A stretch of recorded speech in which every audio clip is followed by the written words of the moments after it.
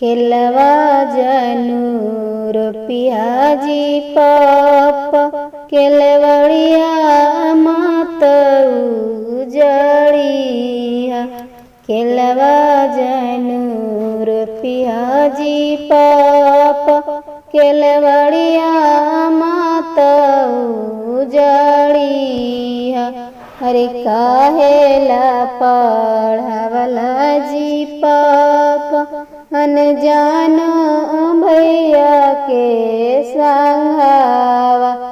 अरे काहेला पढ़ावला जी पाप अनजान भैया के संघावा। अरे काहेला धारवला जी पाप अनजान दुल्हा के संघावा। अरे काहेला धारवला जी पाप अनजान दुल्हा के संघावा। अरे ज्ञानाल पढ़वली गे बेटी अनजान भैया के संघावा।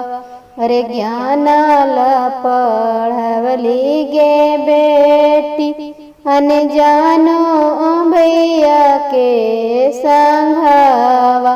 अरे जिंदगी धारवली गे बेटी अनजान दुल्हा के संघावा।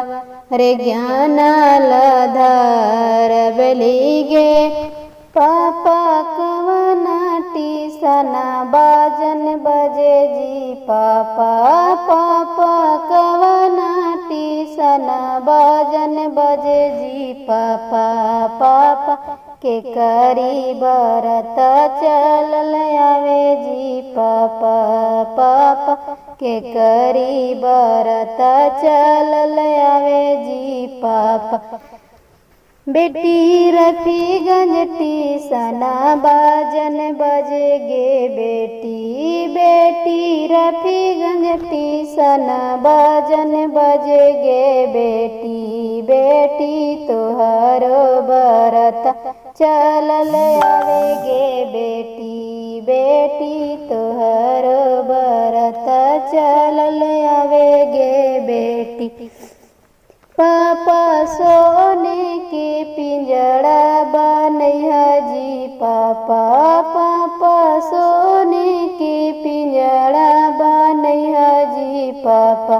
पापा करो में दिया के छिपैया जी पापा।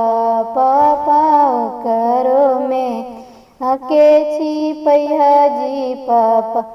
रफीगंज के लोग हरम जदगे बेटी।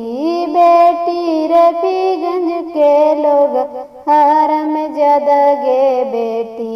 बेटी पिंजड़े सही तले ले जाएगे बेटी। बेटी पिंजड़े सही तले ले जाएगे बेटी।